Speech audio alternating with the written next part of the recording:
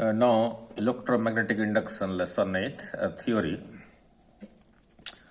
We'll be discussing something called a self-inductance L of a coil, a conductor in the form of a coil. But then we'll find out what is the self-inductance of a coil and what is its physical meaning. But before we do that, let me explain you this experiment. Then we come back to it. Now, first of all, look at this diagram. This B1, B2. Let B1, B2, two identical bulbs, electric bulbs, rated at V is equal to 220 volt, power is equal to 100 watt. Means across B1 and B2, if you apply 220 volt, it will give you 100 watt power. That is the meaning. So how much current they require to give the full brightness? Therefore, the required current is I is equal to P over V. P is given as 100, so 100 over 220 comes out to be 5 by 11 ampere. So this bulb and this bulb both are identical 100 watts. To give the full brightness, they require 5 by 11 ampere. That will be possible if across this there is 220 volt and across this there is 220 volt is applied. Both will draw 5 by 11 ampere. Let us check that. So first of all, find out, let us, what is the resistance of B1 and B2. Since this resistance, we know R is equal to, we know power is equal to, both bulbs have the same resistance. Let us find out the resistance, then come back here. Since power is equal to V square over R, cross multiplying R is equal to V square over B, 220 into 220 by 100, that comes out to be 484 ohm. So this bulb has a resistance 484 ohm, this bulb has a resistance 484 ohm, I have shown in red. And these two resistances, this resistance is connected across this 220 volt, this bulb is also connected across 220 volt. So when this key is switched on, current will start flowing. Now these two resistances are in parallel, 484 in parallel. So the effective resistance is equal to 4 is equal to R1 R2 by R1 plus R2, and that comes out to be 484 by 2, that is equal to 242 ohm. Now voltage applied across the combination of this, means if you replace this and this with a single resistance 242 ohm across this, it will draw the same current as the total current drawn by these two. So the current is equal to V over R effective 220 over 242, that is 2 times 5 by 11. So 2 times 5 by 11 starts from here, and here at this point it is distributed. The resistance on this path and this path are identical. So it will be equally distributed. So 2 into 5 by 11 becomes half, goes half of this to this side and half of this to this side. So 5 by 11, 5 by 11. So by connecting like this bulb is getting by 5 by 11, the current for which it was meant for to give the full brightness. And through this also 5 by 11 is passing through, and it was meant to draw 5 by 11. So this will also give the full brightness. So when this key is switched on, in this case, in this circuit, both the bulbs will glow instantly, giving the maximum power, that is 100 watt. Now look at this diagram now. The same situation is here. 220 volt is applied, same as here. There is a key. But across this bulb there is a resistance, and across this bulb there is a conductor in the form of a coil. A conductor in the form of a coil is called an inductor, right? Since this is made of a material, this will have also its own resistance. But for the time being, this is an ideal inductor which does not have this part, this R, which we derived in current electricity. R is equal to ml over n E square A tau. This part, this coil, suppose don't have. It has only a self-inductance. We'll see what is that self-inductance. Now, if these two bulbs are connected like this and there is a key here, and when the key is pressed, switched on, this will glow instantly. This will take some time to glow to its full brightness. When the key is switched off, this will stop glowing immediately, but this will take some time to stop glowing. So there are two conclusions. So there are two conclusions. So what are the conclusions? So what are the observations? So the observations are like this. Now look at the observations I have written here. Observation number 1, when key is pressed here, when key is pressed, B1, this bulb glows instantly to its full brightness by drawing the required current. But B2 glows slowly to its full brightness, means there is something that is opposing the current that is passing through this and the required current to give for the bulb to give its full brightness. There is something that is opposing it. And the second observation is when this key is opened, when the key is opened, B1 stops glowing. This stops glowing immediately. But B2 takes some time to stop glowing. Means when the key was switched on, it took some time to give the full brightness. Means there is something that is opposing the current. And when the key is switched off, the current should, instead of becoming zero immediately, take some time. Means again there is something that is opposing the decay of current in this one, but not in this one. So those are the two observations. So from these two observations, there are two conclusions. From these two observations, there are two conclusions. So what are the conclusions? When the key is pressed, an EMF is induced across this inductor, which opposes the growth of current through this. So the bulb B2 takes some time to give the full brightness. And the second conclusion is, when the key is switched off, an EMF is induced across this inductor, which opposes the decay of current through this. Means instead of the current becoming zero immediately, it takes some time.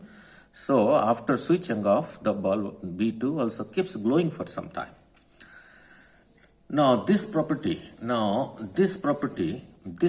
of a coil, means a conductor in the form of a coil, is called the self-inductance. Symbol is L of the coil, right?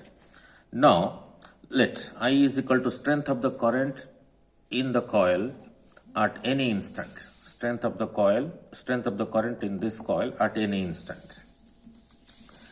And phi is the amount of magnetic flux linked with all the turns of the coil. You might ask how flux are associated with this coil. When the current is through the coil is passing from this side, suppose from this side the direction of current is anti-clockwise, therefore it is behaving as a north pole. So when seen from this side, the direction of current will be clockwise, so this will behave as a south pole. So this whole coil will behave as a magnet like this. So its own lines of force, starting from north, passing through south, its own magnetic lines of force. Its own magnetic lines of force are passing through each turn of the coil. So each turn is associated with a flux. So the total number of turns are also associated with a flux. So that is what I said. Phi is the amount of magnetic flux linked with all the turns of the coil. And it is found this flux phi is proportional to the current. Means if I increases, phi increases. So phi is some constant into I. So phi is equal to that constant is written as L, called the coefficient of self-inductance of the coil. So phi is equal to Li. L is called the coefficient of self-inductance of the coil. Fine. Now let us come back. Actually video को पहले बनाया था, ठीक नहीं बना, सो 4K में cut off हो गया था, इसलिए ये पहले रेड लाइंस वगैरह बन गया था, इसलिए दोबारा ना लिख के हम उसको उसी में फिर दोबारा समझा रहा हूँ. It's very pretty easy. Now this self inductance L, this self inductance which I explained here, this self inductance L, phi is some constant into I, this self inductance L depends on, this self inductance L depends on number of turns. Means whether there are less number of turns or more number of turns, it depends on that. And number two, it depends of area of cross section of the coil. Means if the area of cross section is small like this or large like this. Then number three, nature of the material of the core on which the coil is wound. Means suppose in one case the core is this is made of copper and the coil is going around it. It will have a self inductance, let's say L1.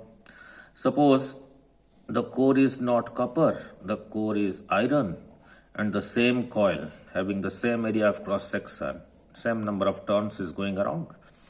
Suppose here the L is equal, inductance is L2. Now these two will be different. The area being same here as here, the number of turns here and number of turns being same here. The core is different, copper, iron, so L will be different. That is what I mean to say. It depends on the nature of the material of the core on which the coil is going around, right? Now, since flux is equal to some constant into I, Li, therefore, if I is equal to unity, your phi is equal to L or L is equal to phi. So self-inductance is nothing but the flux for unit current. Now we know from electromagnetic induction, EMF was E was equal to minus d phi by dt. Now for phi I put Li, so minus d Li by dt. L is a constant taken out, so EMF is equal to minus L di by dt. Now look at this expression. If di by dt is unity 1, then EMF is equal to minus L, so or L is equal to minus E. So self-inductance is nothing but an EMF which is opposing the growth or decay of current. And unit, what will be the units, how it is measured? The unit is Henry, H-E-N-R-Y, named after a scientist. Now from here, you keep left L on one side, bring di by dt to the other side. So L becomes minus E over di by dt. L is 1 Henry. If I put this unity, this as unity, this as unity. So 1 Henry is equal to 1 volt divided by 1 ampere per second. The negative sign only indicates that it is opposing. Now the second comes to the numerator. So volt per second divided by 1 ampere. This is same thing as Weber, 1 Weber per 1 ampere. Then and the L is called 1. Then L is called 1 Henry. Now what is the physical meaning? Now what is the physical meaning? What is the physical meaning? That is important. That is physical meaning. Now the physical meaning of self-inductance. Now the physical meaning of self-inductance. It is called the electrical inertia like mass in laws of motion. In laws of motion, we know F is equal to ma. Means more the mass, more force is required to make a body move if it was at rest. Or if it was moving and the mass is more, then you require more force to change its state of motion. So from here, more the value of mass, more force F is required to change the state of rest or state of motion. If it is at rest, to change the state of rest to motion, you require more force if m is more. You require less force if m is less. If it is already moving and mass is more, you want to reduce its speed, then you require more force if m is more. You require less force if m is less. So that is what the meaning of inertia in laws of motion. Now, similarly, inductance, symbol is L, is like mass, which plays the role of inertia here in laws of motion. When mass is at rest, its inertia wants to keep it at rest.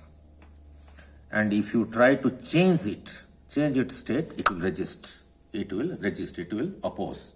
Right?